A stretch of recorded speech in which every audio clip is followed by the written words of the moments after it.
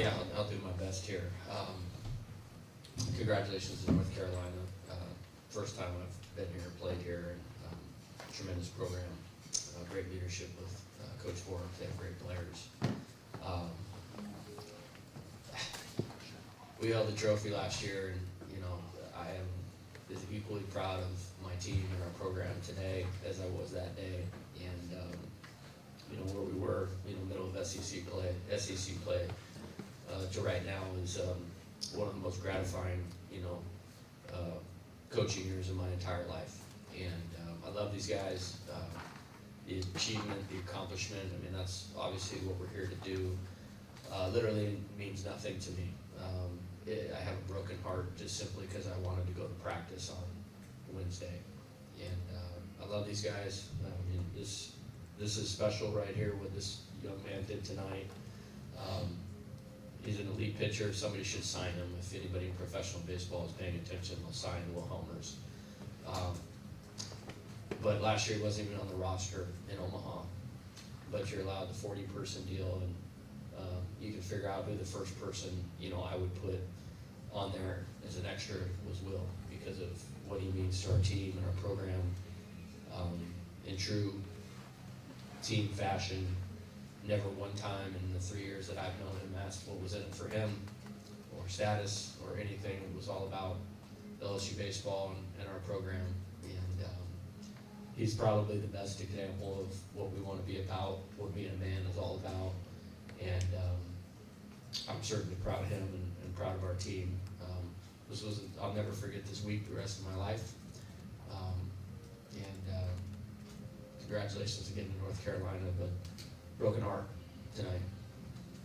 Thanks, Coach. We'll go to questions. Will, obviously not the ending you want, but to step into a tough situation like that and to do what you did with that gold jersey on, how much did that moment mean to you walking off the mound after what you did today? It's the past 4 years have meant so much to me, and I guess kind of going out like that, obviously nobody wants to walk away with tears in their eyes and a broken heart, but it means a lot to me to just give us a chance. In those 4 or 5 innings I threw, and that's all I was trying to do. Was just give us a chance, because whoever we turned it over to, I had the utmost confidence in and act and engage. And there's nobody else in the world that I want to come on the backside of that game. And so it means the world to me to wear this gold jersey with LSU on the front. It's not about the name on the back, it's about the name on the front. It says Tigers across our chest. And that's what it really means. To me, it's just, I'm a Tiger for life. Absolutely. Coach, how will you remember this season? Just as I said, been fortunate enough to be a part of great teams and go a little further than this. But my heart's full right now. Like I said, I'm sad. I'm really sad. I'd give anything to practice on Wednesday and get ready for a super regional at home. But it's because of these guys. The resiliency. You coach long enough, you can understand maybe why we were where we were a little better than the average person. But to come out of it like nobody does that, and to take, they might win it. They have the pieces to win the national title. They're built for the ballpark in Omaha. They do a terrific job coaching, and we're right there. If we get a check swing, strike 3, there's 2 outs right there. We don't get to extra innings, and I don't know if it was or it wasn't, but it's that close. And when you're on the road against a great opponent, it's a small margin for error. But in terms of how I'll remember this, I'm good. I got all the pieces in the world right now about what these guys did, and I'm so proud. Well, you're from Louisiana. You know what it means. You know what Skip did and Paul did with the Louisiana kids. What does it mean to be the guy that had the moment today? Your story. It's a fun story, I guess. You could look back a few years, but it's not about me at all. It's about this team and what this team did throughout the year. I think that's exactly the answer that Skip and Coach Maneri and Coach Johnson would agree with. It's about this team, and that's the bottom line. and this team got hit in the face and got back up every single time. And I think that's the most important part. Being from Louisiana, that's great. Obviously, LSU means a lot to me. But this team means, even more. And the way we went out, the way the season went, obviously, you start the season with 3 wins and however many losses, and here you are, a call away from going to a super regional with the box and 2 wins away from Omaha. And it means the world to me. What made Dalton Pitts so tough for you guys? Yeah, he's really good. Like I said, they have the pieces out of the bullpen. We showed 3 pitchers on video tonight going into the game of who we were going to play for to the team, and it was these 3 guys. He's got an elite arm. The right fastball. He can really throw it where he wants to, up, down, both sides of the plate.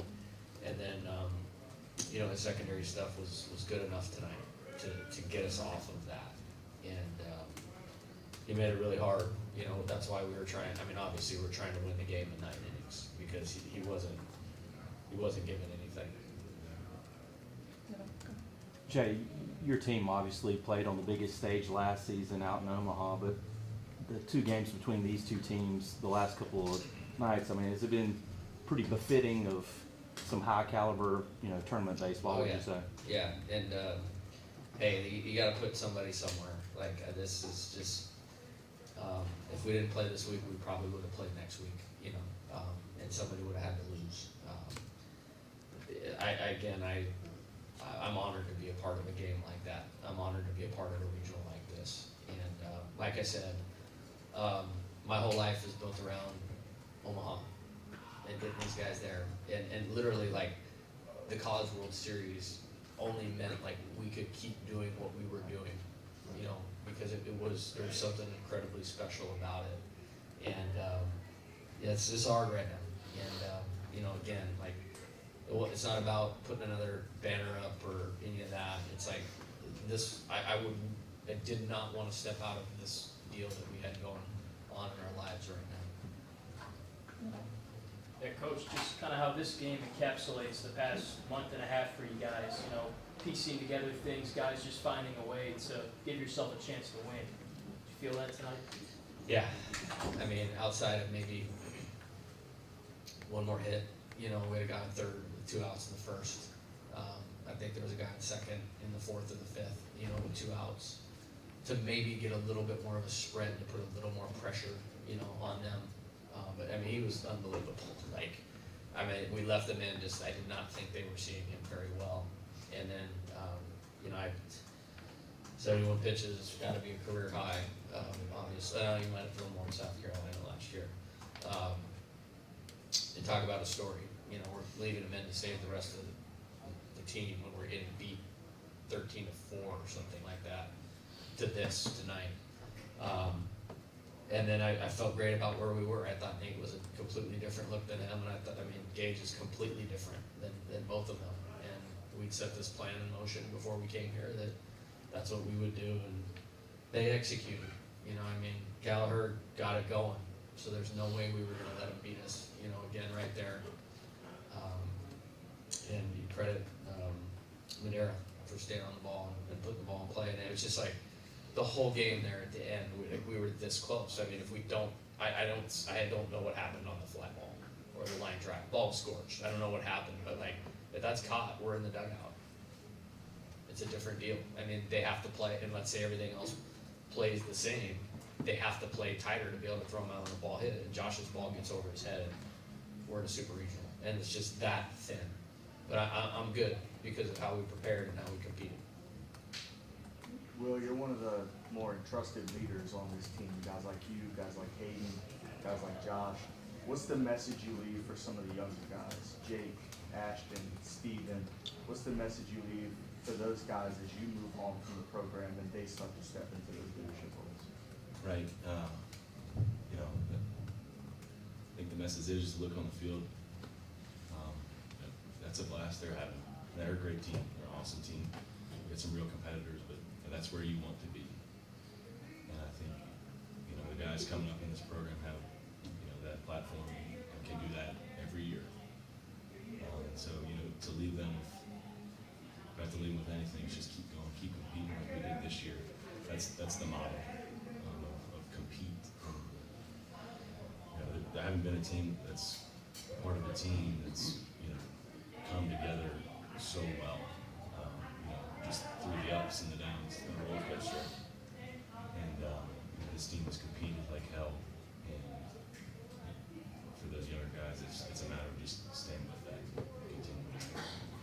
Aaron, last question. Yeah, well, I'm just kind of build on that a little bit. I mean, you guys have both talked about, the adversity, 3-12, whatever. From a perspective of just seeing your, an older leader on this team, I mean, how did you shed some light on how exactly that came together? When you talk about coming together, how do you do that when you're facing that kind of a hole?